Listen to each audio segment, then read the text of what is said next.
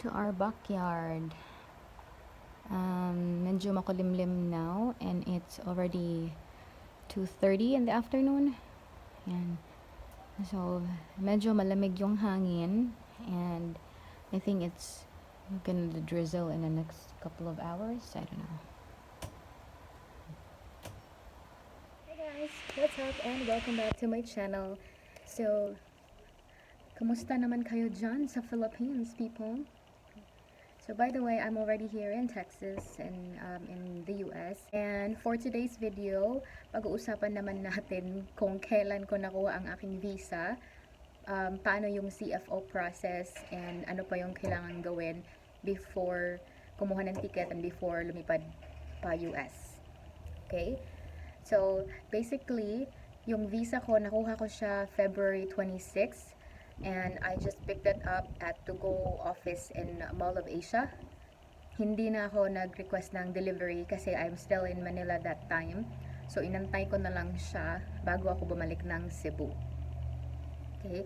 And, so, kung ang tanong nyo is kung paano ko siya pinick up sa MOA or how did I choose the place where I will pick up or I will receive the visa. Well, actually, before your interview sa US Embassy, you should have already registered your information or the delivery address sa website ng CGI Federal Force. Just Google it, CGI Federal Force. I will just include the link as well on this video, on the notes. And you have the option there to either have it delivered door to door, which has a delivery fee of 450 pesos, or pwede na siyang i-pick up sa nearest to-go office kung saan kayo nakatira. And if you're like me na hindi ako from Manila, I just waited there to pick up my visa sa to-go office sa MOA, which actually pwede ko naman siyang gawin kung saan ako pinakamalapit, but I don't have any idea kung anong branch ng to-go malapit dun sa tinitirahan ko, sa bahay ng tita ko. Kaya I preferred sa MOA na lang para mas madali. Alright, so yun, I got my visa 7 days, or I picked up my visa sa to-go office sa MOA on February 26. And yung interview schedule ko was February 19. So that's 7 days after my interview. 7 calendar days, not business days. So when I received my visa, it actually did not contain the yellow packet. So wag kayong ma-worry if you don't see that yellow packet sa visa na na-receive nyo, because I think at this point of time, they are transitioning sa new normal process. That includes, by the way, the electronic sending of the medical results. So there's no yellow packet included kasi I think the yellow packet is the medical results. And since US Embassy already has that information, they will just directly forward it to the immigration office, I think, when you get to the United States, para doon nila makikita yung lahat ng results and everything. So yung kasama dun sa passport with the visa is actually just a paper. It's regarding the immigrant fee that you will have to pay before ka umalis ng bansa. Yun, and that's the $200 fee, immigrant fee. Iba yon sa binayaran ng petitioner mo, the immigration, the IV fee, something, iba yan. 2 days after na-receive ko yung visa and the passport, I paid the immigrant fee, which is the $200 or like around 10,500 pesos. I paid it online and meron lang akong fill up na form through USCIS na website, yung binigay ng lawyer namin na link. Doon ako nagbayad and doon ako nag-process online. And it will basically ask for like the case number or the A number, the DOS case number, which you can find sa visa information nyo.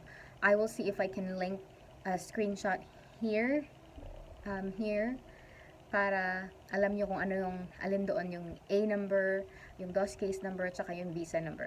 After the payment, if you can have a screenshot of the confirmation of that payment page, it's better na meron ka noon copy, at least just in case hanapan ka ng information na yon, ng immigrant fee, at least you have the proof na nagbayad ka na before ka umalis ng bansa. Punta naman tayo sa CFO seminar, or the Commission of Filipinos Overseas seminar. So actually, sa case ko, I already had the GCP seminar around 2019, kasi yun yung time na nag-request ako ng change of name sa aking passport, and I thought that's one of the requirements, pero hindi naman pala siya hinanap, kaya okay lang din. At least I already have the certificate for that seminar, and nung time na yon, ano pa kasi siya, parang hindi pa yon COVID year, so I was still able to attend the seminar physically sa CFO office. And this time, since they have already the new normal process sa CFO, when you go to cfo.gov.ph, makikita mo doon yung options for the GCP training or seminar, and yung isa na PDOS, or pre-departure of orientation something. So basta dalawa kasi yun, parang blue sa GCP. Pag tapos ka na nun, you can proceed with the pink one, the pre-departure seminar. And since they have the new normal process, so all you just need to do sa CFO is register online. If you don't have the GCP yet, you have to take that one first, and I think they will, once you do the registration, or after you do the registration, meron kang babayaran na fee. I'm not sure if it's still 400 pesos online kasi hindi ko siya na-try, but when I had my seminar, it was 400 pesos that I paid. Okay, so for the GCP, yun. And then, after the registration, may marireceive ka na email.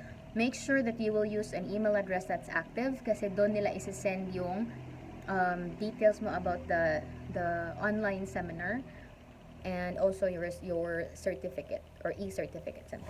So sa case ko, since I already had the GCP, yung ginawa ko na lang is nag-register ako dun sa pink na option, yung sa PDOS na option doon. So I registered online, and then it asked me for for the visa information and all of that. So hindi ka makakapag-PDOS kapag wala ka pang visa. But you can do the GCP seminar already. Okay, so as for the GCP, I think they will have someone be assigned to you and do the telecounseling online. And once that's done, I think they will continue with the PDOS as well. So after I did the registration, meron akong na-receive na email from someone, I think one of their counselors, I think, sa CFO. And then, yun nga, I was asked to provide a copy of my marriage certificate, an ID, the passport, and the visa page. Yun.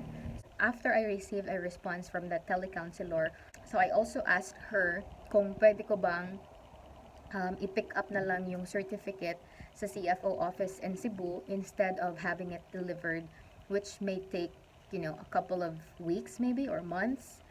And nirefer niya ako doon kay Miss Ivy, and sabi niya doon na lang daw ako mag-request if that's possible. And good thing na nag-agree naman si Miss Ivy, and then she just had to contact someone from the CFO office in Cebu, advised them that I will just pick up the certificate instead of mailing it. Kasi magbabayad ako ng 140 pesos for the delivery charge. Hindi naman sa ayaw kong bayaran yung shipping fee. It's just that to save time, and since I also have like 1 week left that time bago ako umalis ng bansa, so I asked them if I could just, pick up the certificate at the CFO office in Cebu, since accessible naman sa akin yon. And good thing that nag-agree naman si Miss Ivy, and then she just had to do some calls sa CFO Cebu, and then sabi niya, tinanong niya ako kung kailan ako pwedeng pumunta doon, at what time, so at least she can inform the personnels doon. And yeah, it took me actually a week to get that certificate kasi back and forth email communications, and then medyo matagal-tagal din silang mag-reply, ganon. Kaya I got my certificate like 3 days before my flight. And it's not an e-certificate na nare-receive through email. What they gave me when I went to CFO office, hindi ako umakyat na lang sa office nila. Instead, nag-wait ako doon sa baba, and then a personnel from the CFO office just came down and had me fill out the same form that I filled out online, pero kailangan daw yung gawin ulit. And then kinuha nila yung passport ko, and then after a couple of minutes, binalik nila yung passport with the CFO certificate that's already sticked doon sa passport. So hindi ko na kailangan mag-print pa ng e-certificate dahil nandun na siya. So bale, I had my visa and the CFO certificate already sticked sa passport. So everything is there, and wala na akong kailangan additional papers. Yun. So third requirement bago ka umalis ng bansa is for you to have a negative PCR test. A negative RT-PCR test. Yung sa akin, I did the PCR test at Red Cross. So like a week before I had my schedule, nag-book na ako online through Red Cross. And then I paid 3,900 for the PCR test. So ngayon, dalawang swab tests na yung available sa kanila, but don't be confused. The other one is the saliva test. The other one is the RT-PCR, yung sa nose, tsaka dito sa ngala-ngala. So yun yung, do not do the saliva test kasi hindi yun tatanggapin sa immigration or sa, I think, sa country of destination. So you have to do the RT-PCR mismo.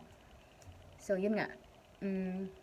I did mine, and I scheduled it on March 17th. That's the day before my flight. And I took the earliest schedule, which is the 8 a.m. schedule. So the results for the RT-PCR will be available at 12 midnight the next day. So I received the results through email in the morning. I asked my sister to print 3 copies of the RT-PCR para hindi ako maubusan ng copy, which I'm glad I did, and I brought it with me together with the attestation letter from the airlines.